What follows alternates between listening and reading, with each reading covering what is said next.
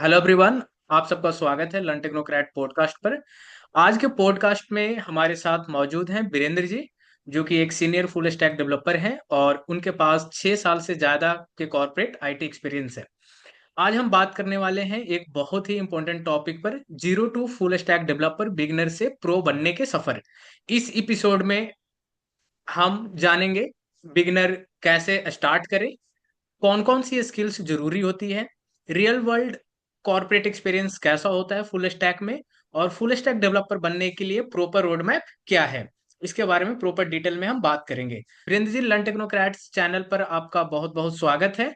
चलिए शुरू करते हैं आज की podcast. Mhm. Namaste. Thanks for inviting me to in your podcast. आ, बहुत सारे क्वेश्चंस आए थे हमारे पास। मैंने एक Mhm. फॉर्म फिल करवाए थे, उसमें zero to full stack developer बनने के सफर में बिगनर से प्रो जर्नी कैसे बने, इसमें काफी सारे हमारे Mhm. पास क्वेश्चन आए। तो सारे क्वेश्चन हम एक एक करके पूछने वाले हैं आपसे। तो सबसे पहला जो क्वेश्चन है कि आपका टेक जर्नी कैसे स्टार्ट हुआ। पहले मैंने बीसीए किया, बीसीए के बाद फिर मैंने एमसीए किया, एमसीए के बाद मैंने कुछ जो जॉब्स थी मेरी इमिडिएटली आईटी के अंदर नहीं लगी थी। उससे पहले मैं कुछ दूसरे और काम जॉब करता था, लेकिन इंटरेस्ट पहले से इसी के अंदर था, तो फिर मैंने इसी के अंदर अपना जो एक स्टार्टअप में ज्वाइन किया। उसके बाद मुझे वहाँ पे काफ़ी सारे जो प्रोजेक्ट्स थे उनके ऊपर काम करना का अपॉर्चुनिटी मिली। तो उसी तरीके से मेरी जो स्किल सेट थी वो अकॉर्डिंग टू प्रोजेक्ट, क्योंकि हर प्रोजेक्ट जो होता है एक नए चैलेंजिंग और नए स्किल सेट के साथ और एक नई टीम के साथ आता है, तो उसी के अंदर मेरा जो ग्रूमिंग होती है किसी भी एक लर्नर की और बिगिनर की, तो वहाँ से मेरे को जो अपॉर्चुनिटी मिली तो उसी के अंदर मेरा जो इंटरेस्ट भी था, थोड़े से पैसे भी आने लग गए थे, और उसके बाद जो लर्निंग फेज था वो भी एक अच्छा सा होने लग गया था। तो इस वजह से आईटी के अंदर प्रोजेक्ट स्पेस मेरे को वर्क काम मिलने लग गया। तो ये इस तरीके से मेरा जो था स्टार्टिंग आईटी के अंदर रहा, और अभी भी मैं उसी के अंदर ही काम कर रहा हूँ।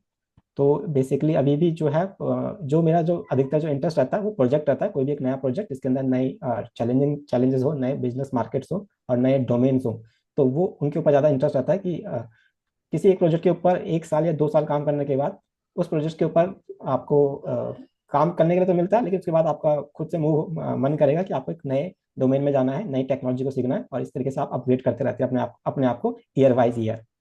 तो इस तरीके से मेरा जर्नी रहा है अभी तक ओवरऑल। जब आप कंटिन्यूअस कंपनी ज्वाइन कर लिए ननटेक से टेक में और कुछ साल करने के बाद, आपने कब डिसीजन से लिया कि फुल स्टैक डेवलपर आपको बनना ही है, अब प्रॉपर फुल स्टैक पे हम काम करेंगे। देखो, ऐसा तो कुछ भी था नहीं कि पहले से तैयार रहता है इंसान की फुल स्टैक डेवलपर। क्योंकि देखो, जो टर्मिनोलॉजी हम यूज कर रहे हैं फुल स्टैक की, अपने आप में इतनी पहले इतनी मैच्योर नहीं थी जितना इस समय हो गई है मार्केटिंग ट्रेंडिंग के अकॉर्डिंग। जैसे अगर हम देखें तो इस समय से एच डी वन है, एच डी टू है, तो पहले ये होती नहीं थी। ये जैसे कि अब हमारे पास डेवऑप्स आके वो आ गई है, कैटेगरी आ गई है, तो ये जो रिफाइनमेंट होने लग गया धीरे धीरे इंडस्ट्री के अंदर। क्योंकि इस तरीके के पहले जो स्किल सेट थे वो ऐसे नहीं थे कि इसका एक कोई पहले से पैकेज बना रहा है कि इसके अंदर हमारे को कोई जैसे कोई भी कंपनी अगर किसी को हायर कर रही है तो उसके अंदर वो पहले उसके पास इतना स्किल सेट नहीं होता था कि हमें इस पर्टिकुलर जॉब के लिए किस किस स्किल सेट की हमें डिमांड है किसी स्टूडेंट के अंदर, किसी जॉब सीकर के अंदर। लेकिन अब क्या हो गया कि प्रोफेशनलिज्म इतना आ गया कि हर चीज को कैटेगराइज कर दिया गया कि पर्टिकुलर जॉब को एक स्टैंडर्ड बन गया कि पर्टिकुलर जॉब को कंप्लीट करने के लिए हमारे उस पर्सन के अंदर या उस पर्सन के अंदर ये वाली कैपेबिलिटीज या ये वाली स्किल सेट होनी चाहिए। जैसे कि आपको कोड मैनेजमेंट आना चाहिए, आपको सॉफ्टवेयर डेवलपमेंट के सारे सारे साइकिल आने चाहिए, आपको रिस्क मैनेजमेंट आना चाहिए, आपको टेस्टिंग भी फेस भी होना चाहिए। तो ये कोई ऐसा पहले से कोई कंसेप्ट नहीं था फुल स्टैक का, जो अब ये इंडस्ट्री ने इसको स्टैंडर्डाइज करना शुरू कर दिया है कि फुल स्टैक के अंदर उन्होंने कुछ अपने पैरामीटर्स पहले से स्पेसिफिक कर दिए हैं कि ये कैटेगरी अगर हमारी फॉल करती है स्टूडेंट के अंदर, जो जॉब सीकर है उसके अंदर ये स्किल सेट है, तो वो एक फुल स्टैक की कैटेगरी में उसे काउंट कर लिया जाता है। और फिर उसके साथ जो एक्सपीरियंस होता है उसका एजुकेशन वाइज और जो इंडस्ट्री का जो उसके पास एक्सपीरियंस है, तो वो उसका कैटेगरी के अंदर फॉल करता है। और फिर जो हमारे पास फिल्टर आउट करने के कैंडिडेट के जो फिल्टर आउट करने के कैंडिडेट के जो हमारे पास पैरामीटर्स हैं, वो क्वेश्चनीज बनती है। जैसे कि आपने देखा होगा इंटरव्यू के अंदर जो फर्स्ट सेकंड जो राउंड होते हैं, तो उसके बेसिस पे आपको जॉब ऑफर की जाती है इंडस्ट्री के अंदर। और फिर आपके कुछ जो प्रोजेक्ट्स हैं जो अगर आपने कोई ओपन सोर्स में कर रखे हैं या खुद से अपने पर्सनल हॉबीज के थ्रू या इंटरेस्ट पे पर्सनल इंटरेस्ट से आपने कोई डेवलप करके हैं, तो वो भी आपके पोर्टफोलियो में एक ऐड ऑन होते हैं। और कोई सर्टिफिकेशन अगर किसी ने कर लिया है तो वो भी एक आपको वेटेज देता है किसी भी जॉब के अंदर। और आजकल तो जो कंसेप्ट आ गया सोशल मीडिया का कि अपनी एक सेल्फ सेल्फ जो ब्रांडिंग की जाती है, तो वो भी एक हेल्प करती है किसी भी कैंडिडेट को एक अच्छी जॉब्स के लिए अच्छी जॉब्स के लिए या अच्छी ऑर्गेनाइजेशन में एंट्री दिलाने के लिए। बिल्कुल, बिगनर के लिए फुल स्टैक डेवलपर का मतलब क्या होता है? जब पहली बार कोई स्टूडेंट कॉलेज में होता है, या तो बीटेक कर रहा हम्म। है, या तो बीसीए कर रहा है, या तो एमसीए कर रहा है, उस दौरान वो सोचते हैं कि फुल स्टैक है क्या, फुल स्टैक में हमें क्या क्या पढ़ना पड़ेगा। तो इसके बारे में थोड़ा आप बताइए। बेसिकली इसमें जो आपने अपने जो कॉलेज लेवल पे किया है, अगर आपने आपके पास बीसीए है या बीटेक है या आपके पास एमएससी बीएससी के अंदर कंप्यूटर के, अगर आपके पास जो सब्जेक्ट्स हैं पहले तो उन्हीं को आपको बिल्कुल क्लियर फोकस करना, उन्हीं के ऊपर फोकस करना है। अपनी जो फाउंडेशंस जो आपके वर्क है, फाउंडेशन जो आपको सिखाया जाता है कंप्यूटर का, वो आपको क्लियर होना चाहिए। फिर आपके पास जो लैंग्वेजेस आपको सिखाई जाती हैं, जैसे कि हमारे टाइम पे, जैसे अभी भी शायद सी और सी प्लस प्लस अभी भी इतनी रिलेवेंट है कि अभी भी हाँ, जो अभी भी आपके है। जो जब हम ए मास्टर आई कर रहे थे हाँ, तब पर भी मैंने जो आपकी ये जो सब सारे लैंग्वेज पढ़े थे। हाँ, तो जो एआई है, एआई के अंदर भी अभी भी जो है सी और सी प्लस प्लस अभी भी इतनी रिलेवेंट है कि इसके अंदर भी डेवलपमेंट होता है। आके आपके जो जितने भी आपके गेमिंग के जो इंजन बनते हैं वो सी प्लस प्लस के अंदर बनते हैं, और एआई के जो बेसिक्स अधिकतर हैं वो भी सी प्लस प्लस के अंदर। तो अभी भी जो है बेसिकली अब पाइथन आ गई है, बहुत सारी लैंग्वेजेस आ गई हैं, तो उनका तो अपना है ही अपना। लेकिन अगर आपने कोई एक प्रोग्रामिंग लैंग्वेज सीख लिया तो आपको एक कंसेप्ट पता चल जाता है कि आपको किस तरीके से कंप्यूटर से इंटरेक्ट करना है, किस तरीके से लैंग्वेज के थ्रू आप कंप्यूटर से इंटरेक्शन कर सकते हैं। और सबसे मेन होता है आपका जो डाटा मैनेजमेंट होता है, यानी कि आपका जो डाटा स्ट्रक्चर जिसे हम कहते हैं डीएसए। तो वो भी आपको एक लैंग्वेज अगर आप सीख लेते हो तो आपको फिर उस डीएसए के ऊपर आपको मास्टर करना पड़ता है कि जो भी आपको किस तरीके से लॉजिक्स लिखने हैं, किस तरीके से आपको किसी भी प्रॉब्लम को सॉल्व करने के लिए मिनिमम मेमोरी और मिनिमम टाइम होना चाहिए, उसी को बेस्ट माना जाता है उसी प्रोग्राम को। तो वो आपको अचीव करना होता है, इनके थ्रू इसको अचीव किया जाता है। तो इसके ऊपर आपको जो कॉलेज के टाइम पे या आप जो भी अपना ग्रेजुएशन और मास्टर जब करते हैं, तो इनके ऊपर हैंड ऑन होने के बाद हम फिर मूव करते हैं जो हायर लैंग्वेज की लैंग्वेजेस हैं। फिर हमारे पास जो दूसरी लैंग्वेजेस हैं जैसे कि फ्रेमवर्क वाइज, एक तो पहला होता है सबसे पहले आपको लैंग्वेज के ऊपर कमांड करनी है, उसके बाद आपको फ्रेमवर्क के ऊपर कमांड करनी होती है। कोई भी फ्रेमवर्क है, जैसे सपोज करो आपने कोई पाइथन में सीखा है, कोई किसी भी पाइथन की आपको प्रोग्रामिंग की नॉलेज है, तो आपके पास ऐसे बहुत सारे फ्रेमवर्क आएंगे, जैसे कि वेब डेवलपमेंट के लिए आपके पास आएगा डजेंगो, फिर आपके पास आएगा नमपाई जैसे है आपके पास। अगर आप एआई के अंदर जाते हो, फिर आपके पास है माइक्रो पाइथन जो आईओटी की डिवाइसेज हैं। तो धीरे धीरे आप उस इकोसिस्टम में ग्रो होने लगाते हो, क्योंकि पाइथन का एक अपना इकोसिस्टम है, पीएचपी का एक अपना इकोसिस्टम है, और डॉट नेट का अपना एक पूरा ही क्या है। डॉट नेट तो बेसिकली प्लेटफॉर्म है, लेकिन सी शार्प जो लैंग्वेज है उसका ही अपना एक इकोसिस्टम है। तो यहाँ पे जो इकोसिस्टम बनता है टेक्नोलॉजी का, वो आपके लैंग्वेज के ऊपर होता है कि अगर आपने किसी पर्टिकुलर लैंग्वेज के ऊपर आपके इंटरेस्ट है, आपने उसको सीख लिया, तो उसका एक अपना ही इकोसिस्टम पहले से बना हुआ है। जैसे कि जेएस का इस समय इकोसिस्टम इतना एडवांस हो गया है कि जेएस आपका फ्रंट एंड के अंदर भी और बैक एंड के अंदर भी आजकल प्रॉपरली यूज किया जाता है। जैसे नोड जेएस है और नेक्स्ट जेएस है और व्यू जेएस है और नेक्स्ट है, और इतने सारे फ्रेमवर्क आ गए हैं जेएस के। तो इस समय शायद मेरे हिसाब से, जहां तक अगर मुझे याद है, तो शायद गिटहब के ऊपर शायद सेकंड और थर्ड जो है मोस्ट जो ट्रेंडिंग जो लैंग्वेज है वो जेएस के अंदर जेएस है इस समय। और एक जावा स्क्रिप्ट जो यूज होता है, और एच टी एम एल हम्म, सी एस एस, इसके बारे में थोड़ा डिटेल में बताएं कि जब कॉलेज के दौरान, चाहे बीसीए में हो, हम्म। एमसीए में हो, या बीटेक में हो, तो स्टूडेंट को क्या इसमें ध्यान देने की जरूरत है जो कंपनी में ज्यादातर यूज होते हैं इससे रिलेटेड। हाँ देखो, जो आजकल HTML है और जो CSS और JS है, जो बेसिकली आपका जो डिजाइन किया जाता था पहले, वो था केवल सर्वर टू सर्वर से क्लाइंट टू सर्वर। जो आपका जो अ, एक वो होता है सेटअप क्लाइंट टू सर्वर, जिसके थ्रू इंफॉर्मेशन को शेयर किया जाता है। तो वही जो इन्फॉर्मेशन है वो आपको किस तरीके से रिप्रेजेंट करनी है क्लाइंट के साइड पे या सर्वर के साइड पे, तो वो उसके लिए एक लैंग्वेज है HTML, जो आपको रिप्रेजेंट करती है किसी भी डाटा को।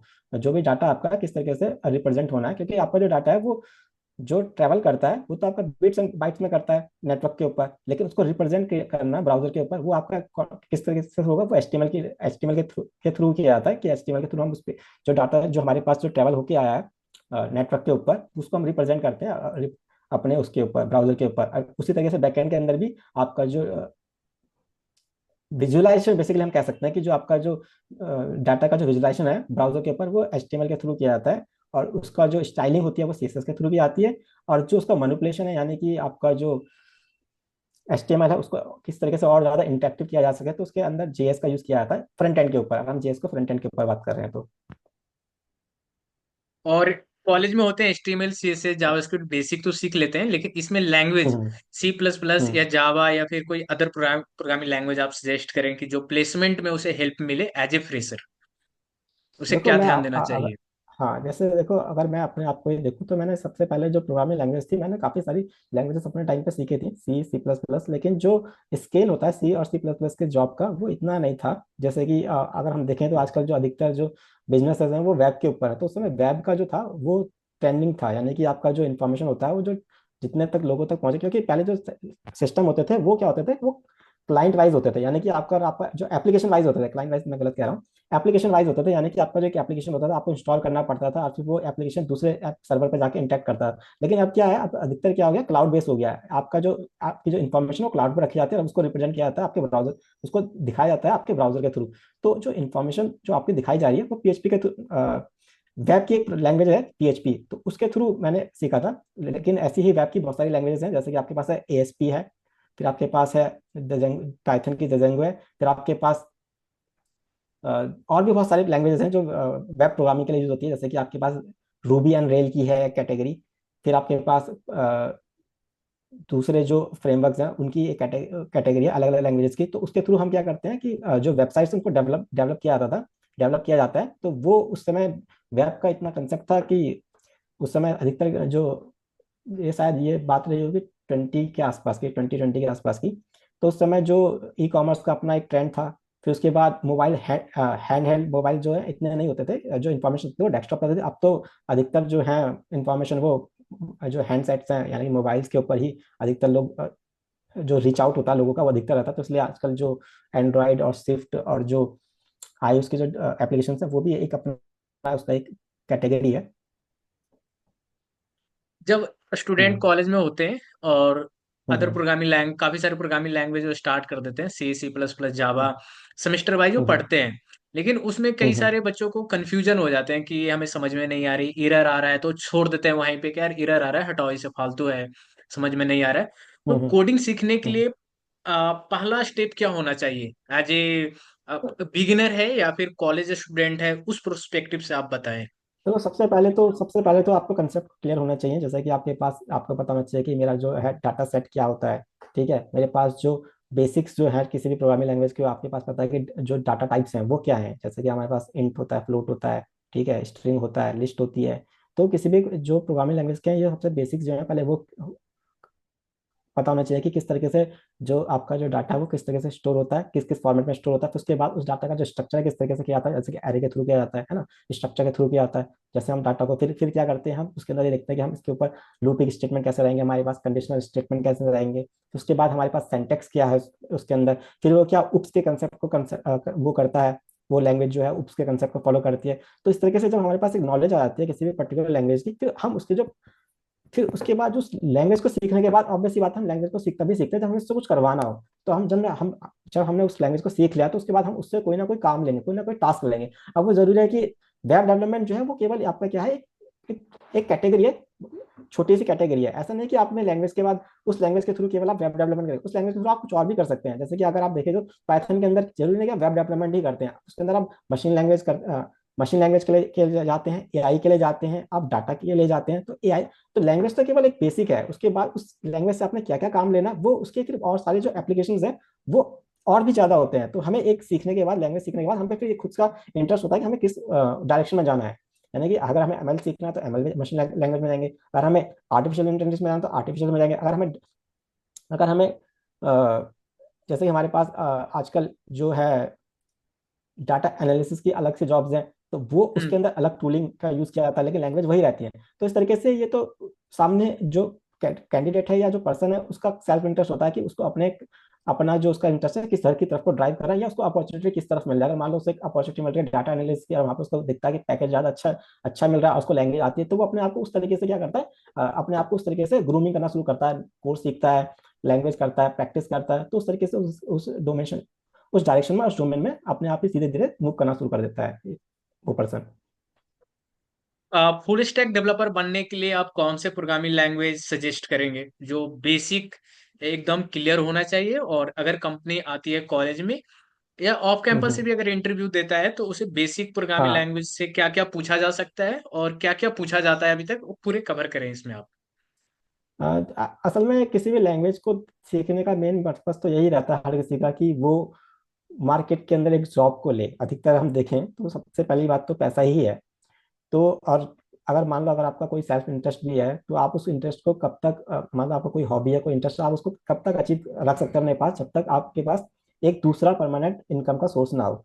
अगर हम मार्केट के ट्रेंड को देखें तो मार्केट के अंदर जिस समय इस समय जो ट्रेंड है वो अधिकतर आपका जो है जेएस के जो फ्रेमवर्क्स हैं उन्होंने एक डोमिनेंस कर रखा है, कि आपके जितने भी बैकएंड के टास्क हैं, आपके जो फ्रंट एंड के टास्क हैं, तो इस समय जेएस के जो फ्रेमवर्क्स हैं उन्होंने मार्केट के अंदर अपना डोमिनेंस स्टैब्लिश कर रखा है, कि अगर आप इन स्टैक को या इन फ्रेमवर्क को या इन लैंग्वेजेस को सीख के आते हैं तो आपको जॉब की अपॉर्चुनिटी सबसे ज़्यादा रहती है। अगर हम देखें ऐसे पुराने जो लैंग्वेजेस हैं, जैसे पहले आपके जीएसपी में यानी जावा के ऊपर आपकी वेब जेएसपी के ऊपर आपकी जो एप्लीकेशन बनते थे, लेकिन इस समय इतना मार्केट के ऊपर ट्रेंड नहीं है। ऑब्वियसली कुछ एप्लीकेशन होंगे, कुछ कंपनी डिमांड करती होंगी, लेकिन वो लीगेसी सिस्टम है, यानी कि कोई नया डेवलपमेंट उनके अंदर कर नहीं रहा है। ऑब्वियसली बात है, इसलिए नहीं कर रहा क्योंकि जो नए जो ट्रेंडिंग जो टेक्नोलॉजीज हैं वो ज़्यादा क्या है, कॉस्ट इफेक्टिव है, और ज़्यादा ही यानी कि उन्हें मैनेज करना इजी है और उनका डिप्लॉयमेंट ज़्यादा इजी है। जो पुरानी टेक्नोलॉजीज हो गई जैसे जेएसपी हो गई है, डॉट नेट हो गई, डॉट नेट अभी भी अपने जो वो है लीगेसी जो सिस्टम उनके अंदर डॉट नेट अभी भी चल रही है। लेकिन अधिकतर लोग जो डॉट नेट है वो जो इंटरप्राइज के एप्लीकेशन हैं वही यूज करते हैं। लेकिन जो जैसे सपोज करो किसी स्टार्टअप है, तो उसको वो अपना जो इन्वेस्टमेंट है वो इतना टेक के ऊपर नहीं करना चाहती है। वो चाहते हैं कि जल्द से जल्द उसका प्रोडक्ट मार्केट के अंदर आए। वो ट्रायल एंड एरर के फेस में रहते हैं, तो वो चाहते हैं जल्द से जल्द उनका जो प्रोडक्ट है वो मार्केट के अंदर आए, उसके अंदर जल्दी से कोई इन्हांसमेंट होगा, कोई मान लो उनका फीडबैक आ रहा है, तो वो जल्द से जल्द उससे क्या करते हैं, अपने जो साइकिल है डेवलपमेंट के उसको और फास्ट करने के लिए वो ऐसी टेक्नोलॉजी के ऊपर डिपेंडेंट रहता है जो जल्द से जल्द आउटपुट दे पाए, मैनेज करना इजी हो, डिप्लॉयमेंट उसके इजी हो, डेवलपर इजीली मिल जाए, और वो ट्रेंडिंग हो। यानी कि जैसे अगर हम देखें इस समय, जैसे आपने देखा होगा रिएक्ट का फ्रेमवर्क है और जैसे एंगुलर के फ्रेमवर्क है, तो ये इसलिए ही है कि इनके क्योंकि है तो उन जेएस के ऊपर ही बने हुए हैं दोनों फ्रेमवर्क फ्रंट एंड के, लेकिन इतने पॉपुलर इसलिए हो गए क्योंकि इनका मेंटेनेंस इतना अच्छा है, इनके अंदर मैनेजमेंट इतना अच्छा है, और जो इस तरीके से जो डेवलपमेंट है और एनहांसमेंट है और डिप्लॉयमेंट है और जो नए नए फीचर और सिक्योरिटी आते रहते हैं, तो वो एक कैंडिडेट को इजी होता है मार्केट के अंदर उनको सीख के जॉब को गेट करने के लिए। फुल स्टैक के अंदर दो चीजें आती है, एक आती है फ्रंट एंड, दूसरा हम्म। आता है बैक एंड। तो फ्रंट एंड में हम्म। सबसे इंपॉर्टेंट स्किल कौन सी है जो सीखना चाहिए? तो फ्रंट एंड के अंदर तो सबसे इंपॉर्टेंट जो है, सबसे पहले तो आपका एचटीएमएल बिल्कुल क्लियर होना चाहिए। उसके बाद आपका सीएसएस के ऊपर अच्छी कमांड होनी चाहिए। मैं ये नहीं कहता कि आपके पास सीएसएस के जो फ्रेमवर्क हैं और सीएसएस के जो टेम्पलेटिंग इंजन है, जैसे कि हमारे पास सैस है, एलएस है, तो जरूरी नहीं कि ये सब कुछ आपको आए शुरू से ही, लेकिन आपको एचटीएमएल क्लियर होना चाहिए। आपको कोई भी डिजाइन दे दिया जाए कि इसको किस तरीके से डेवलप करना है, तो वो आपको आना चाहिए। आपको प्रैक्टिस करनी पड़ेगी इसकी, कि किस तरीके से कोई भी अगर आपको डिजाइन दे दिया जाता है, जैसे कि अगर हम देखें सीएसएस जैसे एचटीएमएल के ऊपर जो बहुत सारे हमारे पास टेम्पलेट हैं, जैसे कि अ, हमारे पास ओपन सोर्स के अंदर बहुत सारे टेम्पलेट्स हैं जिनके अंदर आपके पास कोई भी जो पर्टिकुलर एलिमेंट से बना हुआ है, जैसे कि आपको ड्रॉप डाउन्स हैं, जैसे बेसिक जो एचटीएमएल है, जो बेसिक एचटीएमएल जो आपको एलिमेंट प्रोवाइड करती है, तो वो तो आपके एचटीएमएल5 के स्पेसिफिकेशन के अकॉर्डिंग प्रोवाइड करती है। लेकिन जैसे कि अगर आपको मान लो उसे अपने अकॉर्डिंग कस्टमाइज करना हो, जैसे कि आपको कोई आप ये समझ करो आपको कोई गैलरी का कंपोनेंट बनाना है, कोई आपको पिक्चर का कंपोनेंट बनाना है, कोई आपको टाइम लाइन का कंपोनेंट बनाना है, या कोई टेबल का कंपोनेंट बनाना है, तो ये सारे आपको खुद से भी आने चाहिए, कि आप उसको स्क्रैच से खुद से भी डेवलप कर पाओ। और दूसरा, अगर आपको जब आप इसको एक बार सीख लेते हो खुद से डेवलप करना है कि किस तरीके से मेरे को कोई इंटरफेस बनाना है उसके ऊपर, तो आप जो ऑलरेडी जो किसी ने बना रखे हैं ओपन सोर्स पे आपको ओपन सोर्स पे पब्लिश करते हैं, तो आप उनको रीयूज करना भी आना चाहिए। लेकिन जब आप इनको तभी रीयूज कर पाओगे जब आपको बेसिक कंसेप्ट क्लियर हो। तो सबसे पहले आपको इस एचटीएमएल अपना क्लियर करना है, फिर सीएसएस क्लियर करना है, फिर सीएसएस से तो आपको स्टाइलिंग क्लियर करनी है, और सीएसएस को इन दोनों को आपको क्या करना है, मैनेज करना भी आना चाहिए। ये नहीं कि आपने केवल कोड कर लिया। आपको मैनेजमेंट का मतलब यहाँ पता, मैनेजमेंट का मतलब ये होता है कि आपको कोड इस तरीके से लिखना है कि आप उसको रीयूज कर पाओ। ऐसा नहीं है कि आपको क्या कहते हैं, एक बेसिक सा कंसेप्ट है कि आपको चीजों को क्या रखना है, एक बार आपको राइट करना है और मल्टीपल टाइम उसे यूज करना है। तो इससे क्या होता है कि आपको जो कोडिंग करने का यानी कि जो आपको कोड लिखने का जो आपका स्टैंडर्ड है वो अपने आप ही इन्हांस होगा, क्योंकि आपको पता चलेगा कि मेरे को अपने जो कोड का जो मेरा मॉड्यूल है उसको किस तरीके से स्ट्रक्चर वाइज करना है। HTML CSS जावास्क्रिप्ट का रोल रियल प्रोजेक्ट में हम्म। कैसे होता है? देखो रियल प्रोजेक्ट में आपके जितने भी जो आपके जो प्रोजेक्ट्स हैं वो सारे सारे क्या होते हैं, वेबसाइट होती हैं, ठीक है। और वेबसाइट क्या होते हैं, कलेक्शन ऑफ पेजेस होते हैं। और जितने भी आपके जो पेजेस होते हैं वो क्या होते हैं, वो आपके बनते हैं HTML में, CSS में और JS में। ठीक है। और इनके इंटरलिंक किया जाता है बैकएंड के थ्रू, या आप बैकएंड के थ्रू इनका इंटरलिंकिंग इस तरीके से किया जाता है कि आपका जो बिजनेस लॉजिक है वो इनको आपके जो बिजनेस लॉजिक के अकॉर्डिंग ये क्या है, सारे सारे पेजेस इंटैक्ट करें किसी भी क्लाइंट के थ्रू, और आपकी जो इन्फॉर्मेशन है वही आपको डिस्प्ले हो, और जो आपको कैप्चर करने हैं यूजर से इंफॉर्मेशन, वो आपके बैकएंड के अंदर प्रॉपरली सेव हो। तो इसलिए आपको जो भी आपका जो वेब की जो इतनी भी एप्लीकेशंस हैं वो आपको डेवलप होती हैं, वो HTML और CSS और JS में है, तो आपको इनके ऊपर अच्छा कमांड होना चाहिए। अगर HTML CSS जावास्क्रिप्ट पे कमांड आ जाता है और प्रॉपर वेबसाइट हम्म। वगैरह अपना काम कर हम्म। ले रहा है आसानी से, इसके बाद रिएक्ट हम्म। जेएस फ्रेमवर्क कब स्टार्ट करना चाहिए, या उसे कब लगे कि हम इसे रिएक्ट को अब हम यूज करें? देखो मैं तो अभी ये कंसेप्ट नहीं कहूंगा कि आप सीधा HTML और CSS और JS को पकड़ के आप सीधा फ्रेमवर्क के ऊपर चले जाओ। सबसे पहले तो आपको HTML CSS से जो है आप पहले स्टैटिक साइट को जनरेट करो, क्योंकि देखो जो फ्रेमवर्क है, नेक्स्ट है या आपके पास एंगुलर है या रिएक्ट है, तो ये सारे सारे क्या है, रिएक्टिव फ्रेमवर्क है।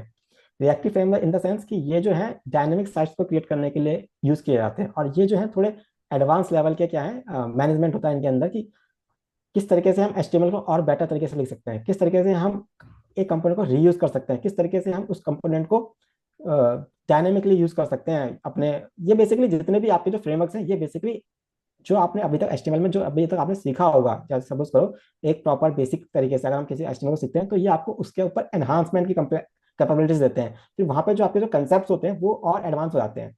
एडवांस इन द सेंस कि आपको समझ में आता है कि अभी तक आपने जो प्रैक्टिस करी थी, जो आपको बेसिक HTML के जो स्पेसिफिकेशन के थ्रू आपने प्रैक्टिस करी थी, आप उसको किस तरीके से और एनहांस कर सकते हो।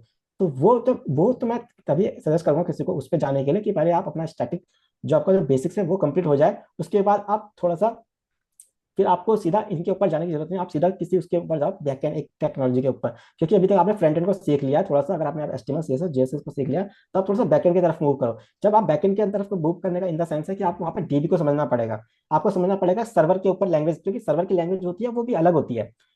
सर्वर की लैंग्वेज इन द सेंस जरूरी नहीं कि हम JS को भी यूज किया जा सकता है सर्वर की लैंग्वेज के एजन सर्वर को मैनेज करने के लिए, लेकिन JS के अलावा आप दूसरी लैंग्वेज को भी यूज कर सकते हो। तो बैकएंड के अंदर क्या है, जो लॉजिक आप फ्रंट एंड पे लिखते हो सेम ऐसे लॉजिक आपको बैकएंड के ऊपर भी लिखने होते हैं, लेकिन बैकएंड के ऊपर जो लॉजिक होते हैं वो वहाँ पे क्योंकि ब्यूटिफिकेशन की जरूरत नहीं होती, वहाँ पे जो आपका जो HTML है उसकी जरूरत नहीं होती, तो आप सीधा कोर लैंग्वेज को पकड़ के आप सीधा क्या करते हो, डाटाबेस से इंटरेक्ट करना शुरू करते हो। ठीक है, क्योंकि बैकएंड का जो काम है वो डाटाबेस से अधिकतर रहता है इंटरेक्शन, और उसके बाद जो आपका जो सिक्योरिटीज के हैं वो सारे सारे वैलिडेशन जो है आपके देखो वैलिडेशन आपके सर्वर साइड भी होते हैं, बैक और फ्रंट एंड साइड भी होते हैं। तो बैकएंड के ऊपर आपको वैलिडेशन लिख रहे हैं, फिर आपके पास सर्वर को मैनेज करना है, यानी कि सर्वर को मैनेज करना इन द सेंस कि आपको सर्वर के ऊपर पॉलिसीज लिखी लिखी जाती हैं, वो भी सीखनी पड़ती हैं। जैसे कि आपके पास जो सर्वर होते हैं वो भी अलग अलग तरीके के हैं, जरूरी नहीं है कि आपका पास सर्वर हमेशा एक ही तरह का हो। जैसे हमारे पास जो फ्रीली अवेलेबल जो सर्वर है, जैसे कि हमारे पास अपाचे है, एनजिक्स है, हमारे पास ASP के सर्वर्स हैं, हमारे पास फिर दूसरे जो प्रोप्राइटरी सर्वर्स है वो भी हैं। फिर कुछ ऐसे सर्वर्स है जैसे कि हम Node.js के अंदर खुद से अपने सर्वर को डेवलप कर सकते हैं। तो ये सारी चीजें हैं। तो जब थोड़ा सा हम कंसेप्ट को सीखेंगे बैकएंड का और थोड़ा सा सीखेंगे फ्रंट एंड का, और तब दोनों को हम एक एप्लीकेशन को डेवलप करेंगे, तो प्रोजेक्ट मैं ये सजेस्ट करूंगा कि आप प्रोजेक्ट को डेवलप करें। सबसे पहले आप प्रोजेक्ट को डेवलप करेंगे तो आपको एक कंसेप्ट समझ में आएगा कि ओवरऑल कैसे आपकी एप्लीकेशन बिल्ड करती है, कैसे आपकी जब आपकी एप्लीकेशन बिल्ड हो जाएगी तो आप उसको किसी सर्वर पर डिप्लॉय भी करेंगे। डिप्लॉय करेंगे तो डिप्लॉय करने के लिए आपको एक मैनेजमेंट का कोड मैनेजमेंट का सीखना पड़ेगा कि सोर्स को कैसे मैनेजमेंट किया जाए। तो उसके लिए आपके पास एक सोर्स कंट्रोल होना चाहिए, जैसे कि हमारे पास है गिट के अलावा आपके पास SVN है। तो ये सारी जो है, तो ये आपके पास ये टूल सीखने पड़ेंगे। तो ये टूल सीखने के बाद आपको जब इतना कंसेप्ट हो जाए, क्लियर हो जाए कि अच्छा चीजें ऐसे इस तरीके से वर्क करती हैं, तब आप इन फ्रेमवर्क के ऊपर जाएं, कि तब आपको पता चलेगा कि इजी इन चीजों को और कितना इजी तरीके से फ्रेमवर्क हैंडल करता है। बैकएंड के लिए बेस्ट लैंग्वेज कौन सी है? काफी सारे कंफ्यूजन होते हैं जब कॉर्पोरेट में आ जाते हैं, हाँ कंपनी में आ जाते हैं तो परेशान रहते हैं देखो थोड़ा। यहाँ पे, हाँ यहाँ पे कोई ऐसा बेस्ट नहीं है और कोई भी ऐसा खराब नहीं है, क्योंकि कोई भी लैंग्वेज अगर यहाँ पे डेवलप हुई है और इतने समय से मार्केट के अंदर ट्रेंडिंग है, उसको इतने सारे लोग मेंटेन कर रहे हैं, तो उसके पीछे कोई ना कोई रीजन होगा, और कोई ना कोई ऐसी कोई चीज होगी जिसने उस लैंग्वेज को अभी तक क्या कर रखा है, आउटडेटेड नहीं किया, मार्केट से आउटडेटेड नहीं किया, और उससे उसके उस लैंग्वेज को यूज करके अभी भी क्या है, डेवलपमेंट हो रहा है, अभी भी कुछ जो नए प्रोडक्ट हैं वो लॉन्च हो रहे हैं। तो ऐसी लैंग्वेजेस को कभी भी ये नहीं कह सकते कि कोई खराब है या कोई गलत है। एक लैंग्वेज अपने एक पर्टिकुलर सेगमेंट के अंदर बहुत अच्छी हो सकती है और एक सेगमेंट के अंदर अच्छी नहीं हो सकती है। इसलिए तो अगर वो जिस पर्टिकुलर सेगमेंट के अंदर अच्छी नहीं, इसलिए तो दूसरी लैंग्वेज का क्या हुआ, डेवलपमेंट हुआ है। तो हम ये नहीं कह सकते कोई लैंग्वेज पर्टिकुलर एरिया में खराब है और कोई बिल्कुल ही बेस्ट है। हम ये कह सकते हैं कि एक लैंग्वेज कितनी चीजों को कवर कर सकती है अपने अंदर। कवर करने का इन द सेंस है कि ये इस लैंग्वेज को सीखने के बाद हम क्या क्या कर सकते हैं इस लैंग्वेज के थ्रू। तो वो ज्यादा स्पेसिफिक रहेगा। जैसे कि अगर हम एचटीएमएल सीखते हैं तो एचटीएमएल एक आपको क्या करती है, एक आपको केवल वेब डेवलपमेंट के अंदर ही आपको हेल्प कर सकती है। एचटीएमएल एचटीएमएल अपने आप में एक लैंग्वेज भी कह सकते हैं और लैंग्वेज भी नहीं कह सकते हैं, क्योंकि एचटीएमएल का जो काम है वो मार्कअप लैंग्वेज है बेसिकली। इसके अंदर